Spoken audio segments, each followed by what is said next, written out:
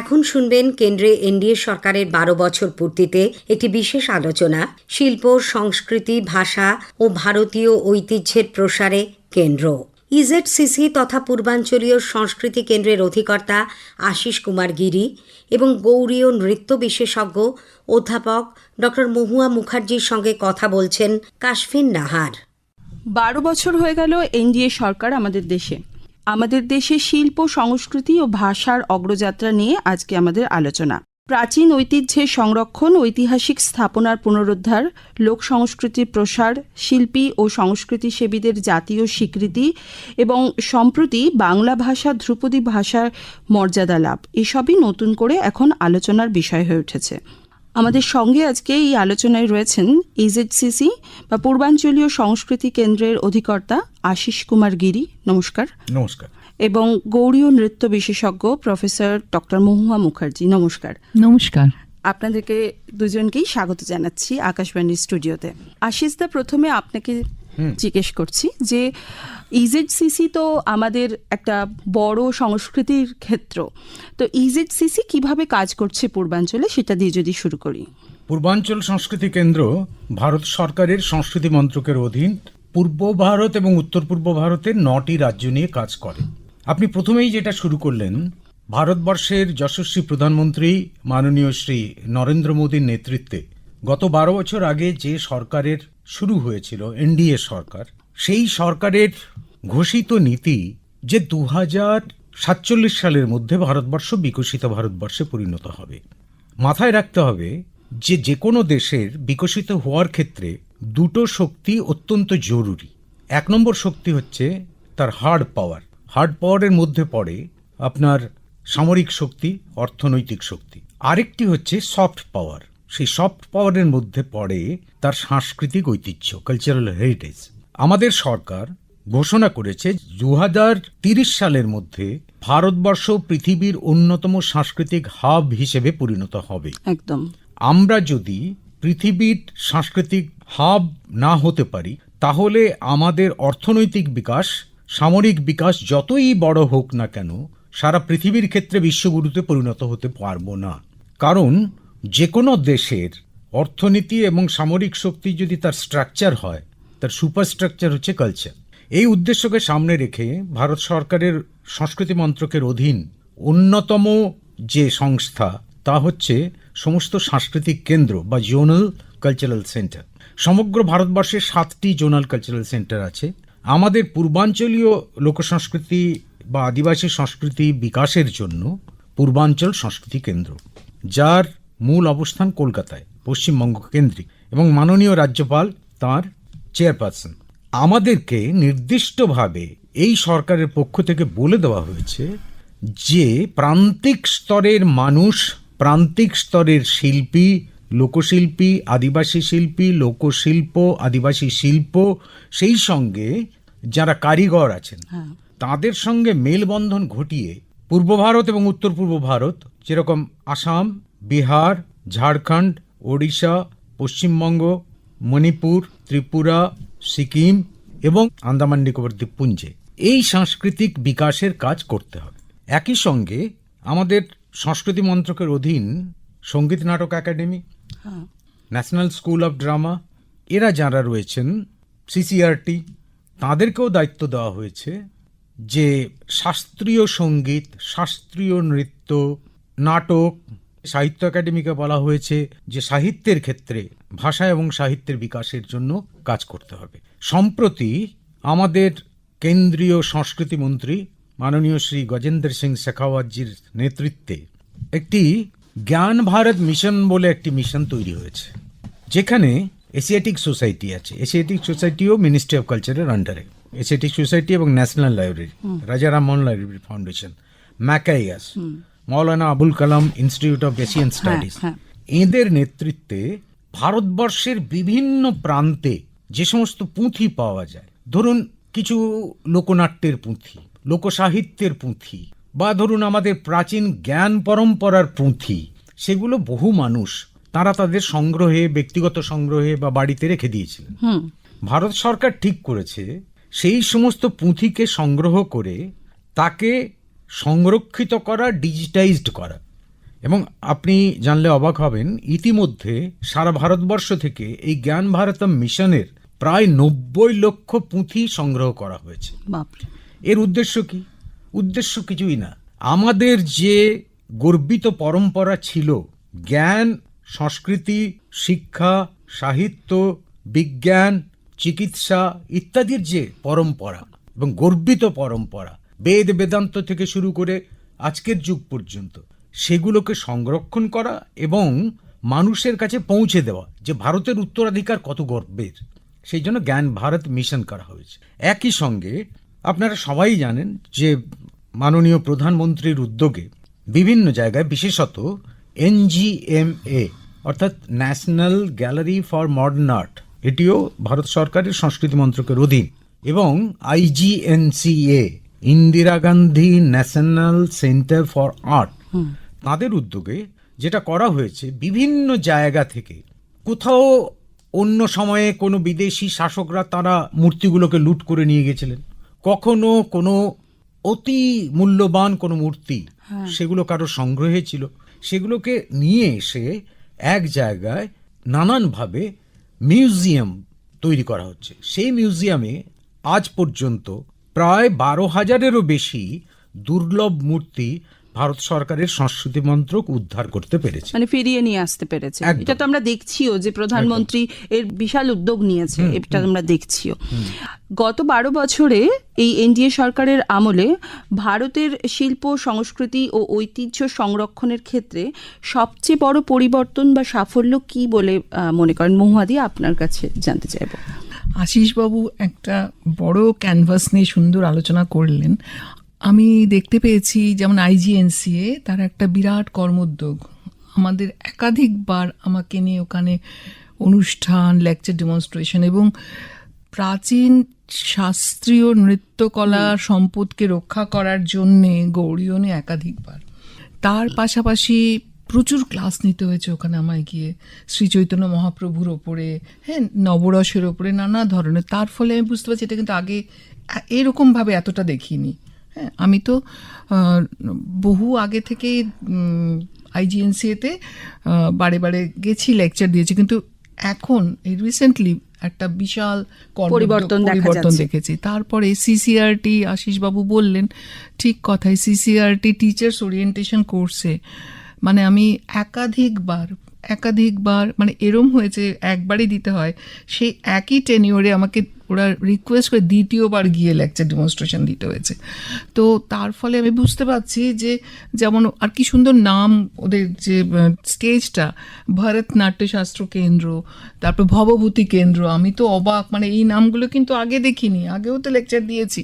এই যে ছোট যেগুলো চোখে পড়বে না পট করে, তার মানে কি প্রত্যেকটা তলা থেকে ওপর অব্দি ভীষণ মাইনিউটলি কাজ করা হচ্ছে এবং আমাদের প্রাচীন সংস্কৃতিকে ফিরিয়ে আনার লোকে জানবেন, যারা আসছেন টিচাররা, হ্যাঁ, ভরত মুনিকে জানবেন। তো সেখানে লেকচার ডেমনস্ট্রেশন দেওয়ার ফলে আমি নিজেই জানতাম না যে স্টেজের নিচেই লেখাগুলো, আর দুর্ধর্ষ এটা লাগলো। তারপরে যেটা আরেকটা আমার ভীষণ উল্লেখযোগ্য লাগলো, সঙ্গীত নাটক একাডেমি, সেই 1958-এ প্রথম সঙ্গীত নাটক একাডেমি 53-তে স্থাপিত হলো।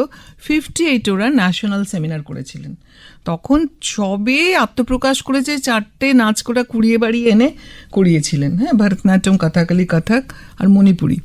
2024-এ মাননীয় আমাদের যে সংস্কৃতি মন্ত্রী গজেন্দ্র কুমার শেখাওয়াত, তাঁর ইনিশিয়েটিভ, উদ্যোগে 2024-এ 16ই অক্টোবর থেকে 21শে অক্টোবর বিরাট করে 75 বছর পূর্তি উপলক্ষে ইন্টারন্যাশনাল নৃত্য সম্মেলনের মহাসম্মেলন, মানে এটা একটা বিরাট এবং 16 তারিখ ফার্স্ট ওপেনিং ডেতে আমার কাছে এটা বিরাট আশীর্বাদ বলবো যে ওপেনিং হয়ে যাওয়ার পরে ডক্টর পদ্মভূষণ পদ্মা সুব্রমণিয়াম, ডক্টর স্বপ্না সুন্দরী, আমরা 3 জন এবং ভারত গুপ্ত, একদম 3 জন ফার্স্ট মানে দ্বিতীয় পর্যায়ে ওপেনিং হওয়ার পরে লেকচার দিলাম। এবং সবচেয়ে একটা দারুণ উদ্যোগ বলি, গজেন্দ্র কুমার শেখাওয়াতকে আমার নিজে, যেহেতু আমি গৌড়ীয় করি বলে সেই জায়গা থেকে বলছি, উনাকে আমাদের মাননীয় MP জগন্নাথ সরকার প্রশ্ন করেছিলেন সংসদে দাঁড়িয়ে যে গৌড়ীয়কে কি ক্লাসিক্যাল বলবো নৃত্য,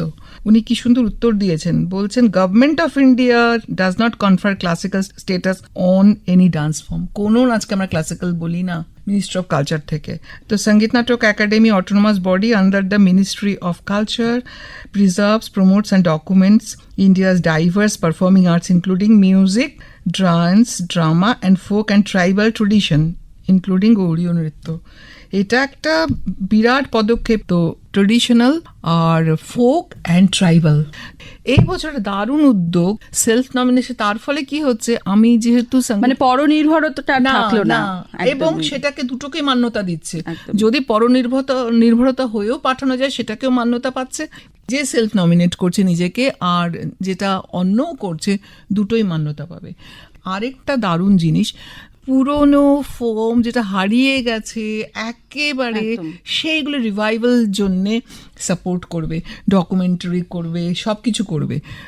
বৌমাদির কথা তো এটা পরিষ্কার হচ্ছে যে পুরনো জিনিস, আমাদের হারিয়ে যাওয়া সংস্কৃতিকে ফিরিয়ে আনার জন্য একটা বিশাল উদ্যোগ। কিন্তু শুধু তাই নয়, আপনার জ্ঞাতার্থে বলি যে কিরকম ভাবে সরকার কাজ করছে। দেখুন, গত বছর 2025-এ সারা বিশ্বকে কাঁপিয়ে দিয়েছিল মহাকুম্ভ। একদম আমার সৌভাগ্য, আমি তখন এনসিজেডসিসির চার্জে ছিলাম, অর্থাৎ ভারতবর্ষের 15টি রাজ্য আমাকে দেখতে হতো। তো সেই সময় মহাকুম্ভ পড়ে এবং মিনিস্ট্রি অফ কালচার থেকে আমি ছিলাম নোডাল অফিসার। আচ্ছা, ভারত সরকারের উদ্যোগে মহাকুম্ভতে প্রায় 12.5 একর জায়গা নিয়ে তৈরি করা হলো কলাগ্রাম। এখনো যদি আপনারা গুগল সার্চ করেন দেখবেন মহাকুম্ভে বিগেস্ট ইভেন্টের মধ্যে 2 নম্বরে ছিল কলাগ্রাম। সেই কলাগ্রামে যেটা করা হয়েছিল, যেহেতু প্রায় 65 থেকে 68 কোটি মানুষ মহাকুম্ভে এসেছিলেন এবং কলাগ্রামে প্রত্যেক দিন প্রায় 1 লক্ষ মানুষের পদার্পণ হয়েছিল, তো আমরা যেটা করেছিলাম এবং মাননীয় প্রধানমন্ত্রী ও মাননীয় সংস্কৃতি মন্ত্রীর নির্দেশে, যে ভারতবর্ষের এই হারিয়ে যাওয়া ঐতিহ্যকে ওখানে তুলে ধরতে হবে। আপনি ভাবতে পারবেন না, আমাদের ভারতবর্ষের প্রায় প্রত্যেকটি রাজ্যের এক একটি আইকনিক স্ট্রাকচার দিয়ে আমরা রাজ্যের প্রতিনিধিত্ব করেছিলাম। পশ্চিমবঙ্গের ক্ষেত্রে আমরা যেরকম আইকনিক স্ট্রাকচার ধরেছিলাম দক্ষিণেশ্বরের কালী মন্দির, আচ্ছা, তেমনি একটা ইমার্সিভ জোন করা হয়েছিল। কারণ মহাকুম্ভের বার্তা ছিল দিব্য কুম্ভ, ভব্য কুম্ভ, ডিজিটাল কুম্ভ। এই যে সরকারি উদ্যোগ কিভাবে পাল্টে যায় দেখুন, একেবারেই সরকারি দৃষ্টিভঙ্গির জন্য এতদিন পর্যন্ত ডিজিটাল কুম্ভ কি সেটা মানুষ জানতই না। এই প্রথম ডিজিটাল কুম্ভের ধারণা মানুষ, এই 68 কোটি মানুষ যারা মহাকুম্ভে এসেছিলেন তারা উপভোগ করলেন। প্রত্যেকটি জায়গায় কিয়ক্স করা ছিল, শুধু কিয়ক্স নয়, সেখানে তো ইনফরমেশনটা পাওয়া যায়। ভারতবর্ষের প্রাচীন সাংস্কৃতিক ঐতিহ্যকে দেখানোর জন্য আমরা মহাকুম্ভতে একটা ইমার্সিভ জোন করেছিলাম, যেটা 5D মানে 5 ডাইমেনশনে আপনি ওখানে দাঁড়ালে, মাঝখানে দাঁড়ালে আপনি পুরো গঙ্গা অবতরণ এবং ভগীরথের কাহিনী সেটাকে পুরো উপলব্ধি করবেন এবং স্পর্শের মতো অনুভূতি নিয়ে সেখান থেকে বেরোতে পারবেন। এই যে প্রাচীন ঐতিহ্যকে জানানো, এটা ছিল আমাদের একটা মূল কাজ এবং সেটা আমাদের সরকারি উদ্যোগে, সরকার আমাদের নির্দেশ দিয়েছিল। মহুয়াদি একটু আগে বলছিলেন যে নাচের কথা। সঙ্গীত নাটক একাডেমি তাদের মান্যতা অনুযায়ী ভারতবর্ষের দক্ষিণের, বিশেষত তামিলনাড়ুর কেরালার মোহিনীআট্টম, কথাকলি, তামিলনাড়ুর ভরতনাট্যম, অন্ধ্রপ্রদেশের কুচিপুডি, উড়িষ্যার ওডিসি, অসমের সত্রিয়া আর মণিপুরের মণিপুরি, এইগুলোকে সঙ্গীত নাটক একাডেমি শাস্ত্রীয় বা মার্গীয় নৃত্যের একটা মান্যতা দিয়েছে।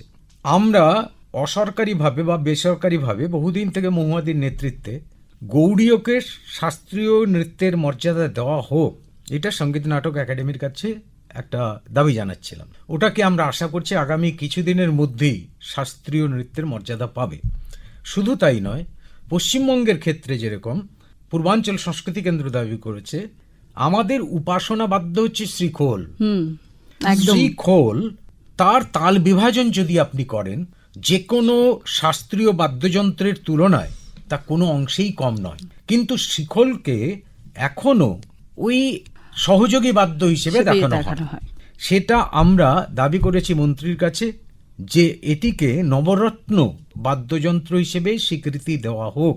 আনন্দের কথা, আমাদের কাছে পূর্বাঞ্চল সংস্কৃতির কাছে ইতিমধ্যেই একটি চিঠি এসছে যে তাকে নবরত্ন বাদ্যযন্ত্রের মর্যাদা দেওয়া হবে। বাহ, যেরকম দক্ষিণবঙ্গের ঘাট্টিয়াম তাকে নবরত্ন মর্যাদা দেওয়া হয়েছে, তেমনি আমাদের শ্রীখোলকে নবরত্নের মর্যাদা দেওয়া হবে। আমরা একটা অসাধারণ মিউজিয়াম করেছি। সেই মিউজিয়ামের মধ্যে আমাদের সদস্য রাজ্য থেকে যেগুলো হারিয়ে গেছে, যে সমস্ত বাদ্যযন্ত্র, আচ্ছা, সেই বাদ্যযন্ত্রগুলোর একটি সংগ্রহশালা অসাধারণ। তাতে এমন কিছু বাদ্যযন্ত্র নেই যা হয়তো আজ থেকে 50 বছর আগে বাজানো হতো কিন্তু এখন আর বাজানো হয় না। তারই একটা বাদ্যযন্ত্রের আমরা বাদ্যবিথিকা নাম দিয়ে মাননীয় মন্ত্রীর নির্দেশে আমরা এটা করেছি।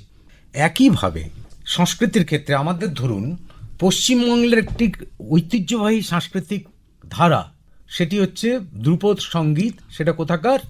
বাঁকুড়ার। বাঁকুড়া, হ্যাঁ, কেমন? বিষ্ণুপুরী বিষ্ণুপুরী ঘরানা তৈরি হয়েছিল বিষ্ণুপুরী ঘরানা। আমাদের সৌভাগ্য যে আমি তো আগে অল ইন্ডিয়া রেডিওতেই ছিলাম, যে অল ইন্ডিয়া রেডিও এমন একটি প্রতিষ্ঠান যেখানে এই সমস্ত রকমের ধারাগুলোকে প্রায় সংরক্ষিত করা আছে, এখনো করা হয়। এমন কোনো যন্ত্রসঙ্গীত বলুন বা কণ্ঠসঙ্গীত বলুন নেই যা আকাশবাণীর এই আর্কাইভে ধরা নেই। অতি সম্প্রতি ভারত সরকারের সংস্কৃতি মন্ত্রক এবং তথ্য ও বেতার মন্ত্রকের একটা বৈঠক, সেই বৈঠকে স্থির হয়েছে যে সংস্কৃতি মন্ত্রক এবং তথ্য ও বেতার মন্ত্রক উভয়ে মিলে একটি ডিজিটাল প্ল্যাটফর্ম তৈরি হবে, ইন্টারন্যাশনাল প্ল্যাটফর্ম, যেটা ইউটিউবের সঙ্গে একটি মৌও স্বাক্ষরিত হয়েছে। এবং সেই মৌতে বলা হয়েছে যে আকাশবাণী এবং সংস্কৃতি মন্ত্রকের যে সংস্থাগুলি আছে সেগুলো মিলেমিশে এমন সমস্ত উপস্থাপনা ওই ডিজিটাল প্ল্যাটফর্মে করবে যা ভারতবর্ষের ঐতিহ্যকে বিশ্বের মধ্যে তুলে ধরবে। এটা একটা অসাধারণ উদ্যোগ। তার মানে এটা তো আমাদের শ্রোতা বন্ধুদের জন্য একটা খুব ভালো খবর। একদমই তাই। আচ্ছা, এবার আমরা এইখানে বাংলা ভাষাকে সম্প্রতি ধ্রুপদী ভাষার মর্যাদা দেওয়া হয়েছে, এটাকে আপনারা কিভাবে দেখছেন?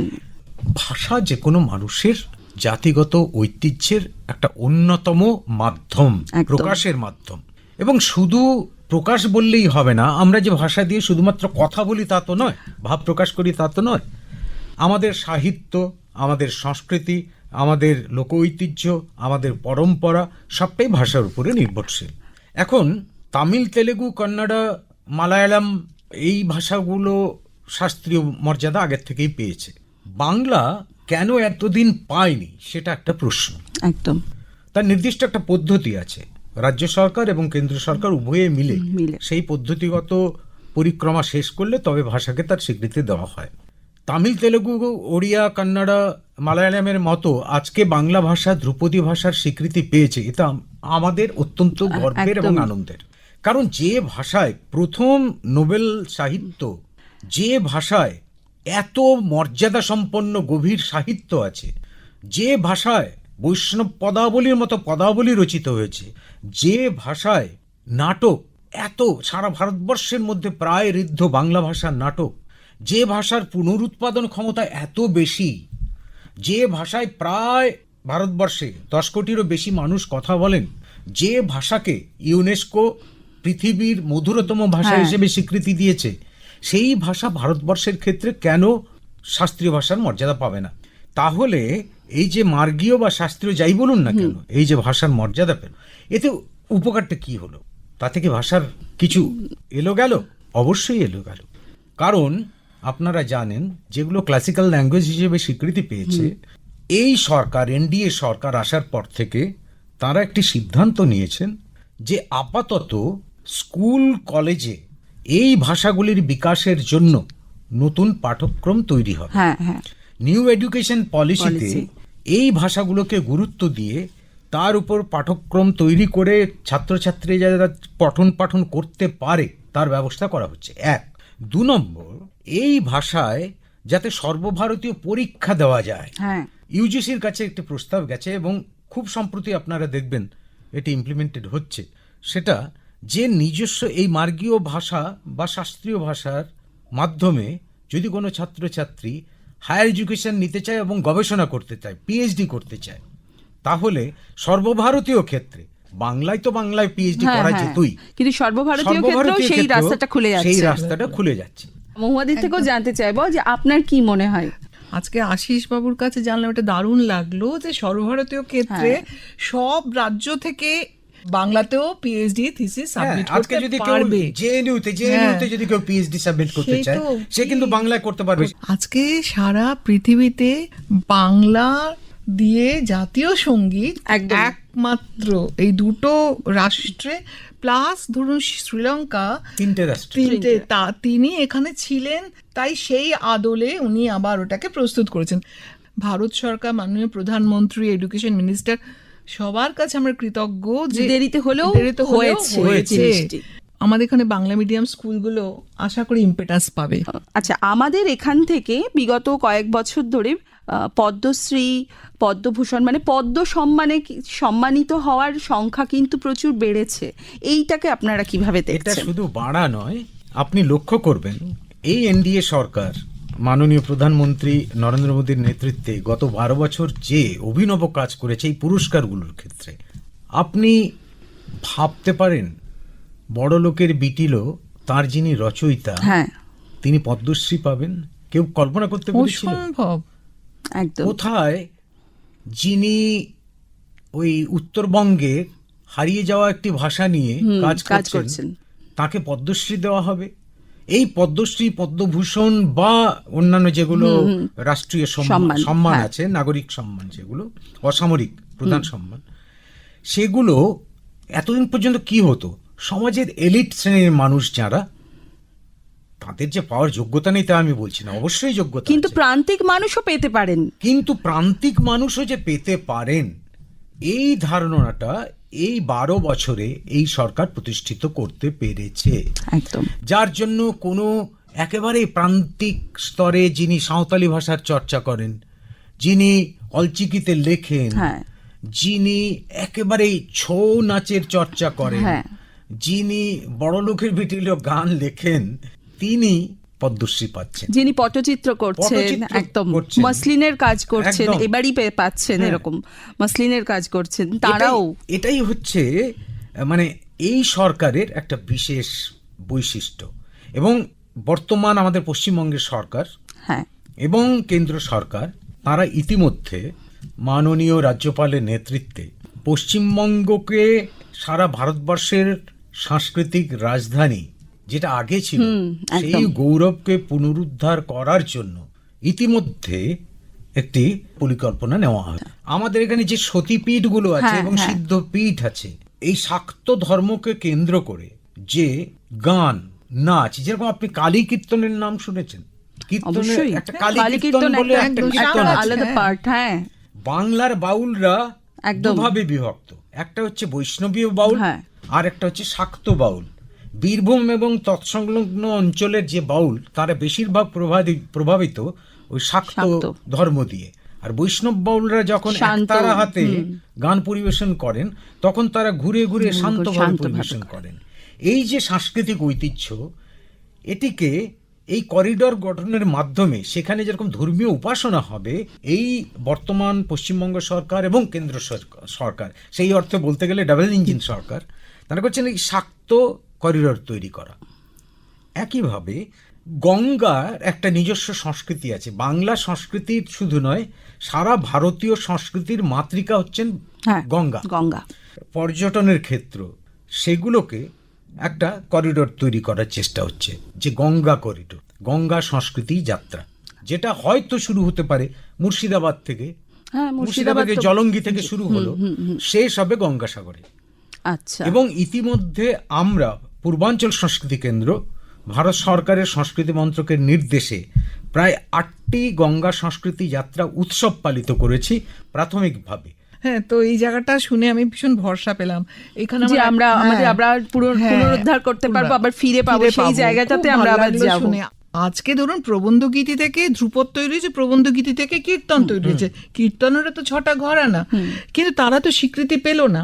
হ্যাঁ, তো এই জায়গাটা যে আপনার হাত দিয়েছেন, এটা একটা, আমি মানে কি খুশি হয়েছে। না, মৌয়াদি, আপনার জ্ঞাতার্থে বলি, আমরা এই যে আপনি বললেন কীর্তনের যে ধারা, মনোরসাই, হ্যাঁ, গরানাহাটি, রেনেটি, মান্দারিনী, ঝাড়খণ্ডী, হ্যাঁ, এই যে ঘরানা, আমরা চেষ্টা করছি ভারত সরকারের সংস্কৃতি মন্ত্রকের পক্ষ থেকে।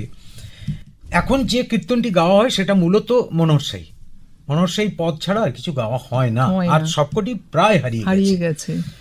আমরা চেষ্টা করছি যে সমস্ত জায়গায় এই কীর্তনের ধারাগুলি তৈরি হয়েছিল, অর্থাৎ খেতুরি মহোৎসব থেকে মূলত 17th সেঞ্চুরি জাহ্নবা দেবীর নেতৃত্বে, আমরা চাইছি প্রত্যেকটি জায়গায় এক একটি কীর্তন চর্চা কেন্দ্র, যেরকম সঙ্গীত নাটক একাডেমি, যে ভালো না এটা শুরু হবে।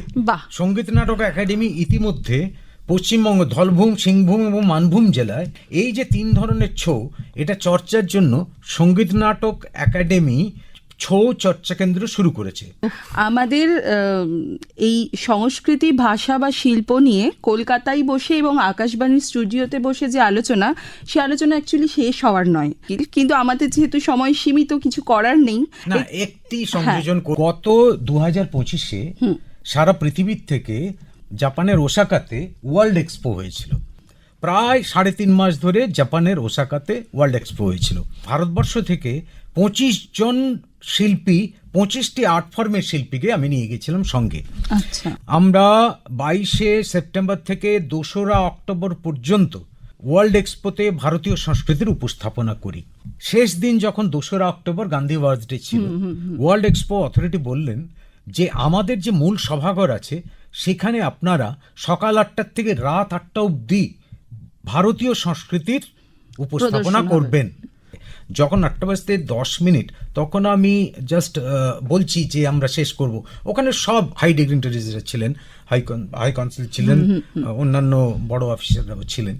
তারা একটা কথা বললেন যে আমি বাঙালি হিসেবে আমার গায়ে কাঁটা দিল, without Tagore it can't be completed. একদম, রবীন্দ্রনাথ ছাড়া ভারতীয় সংস্কৃতি শেষ হতে পারে না। তখন আমার সঙ্গে যে কত্থক ডান্সার ছিল, ও শিলিগুড়ির মেয়েটি ছিল, অসাধারণ নাচে। তাকে বললাম আমি না একটাই গান পারি, সেটা হচ্ছে যদি তোর ডাক শুনে কেউ না আসে। আমি গাইলাম খালি গলায়, মেয়েটি কোরিওগ্রাফি করলো। তারপরে ওই বড় অডিটোরিয়ামের মধ্যে এই যে প্রায় 2000 মতো মানুষ ছিলেন, তাদের করতালি এবং আমাদেরকে উচ্ছ্বাস, সেটা এমনভাবে হয়েছিল যে পরবর্তীকালে ওয়ার্ল্ড এক্সপোতে ভারতবর্ষ ইন্ডিয়ান প্যাভিলিয়ন তার সাংস্কৃতিক ঐতিহ্যের জন্য ব্রোঞ্জ পেয়েছে। রবীন্দ্রনাথের কবিতার মধ্যে সবটা দুর্ধর্ষ সাগরিকা কবিতায় দেখিনো আমি নটরাজের দেউলো দ্বার খুলি, তেমনই করে রয়েছে পড়ে ঢালিতে ফুলগুলি। এত সুন্দর সফট পাওয়ারের, এটা আমি ভাবা যায় না। বাঙালি হিসেবে আমরা তো রবীন্দ্রনাথ কে ছেড়ে কোনো কিছুই করতে পারি না।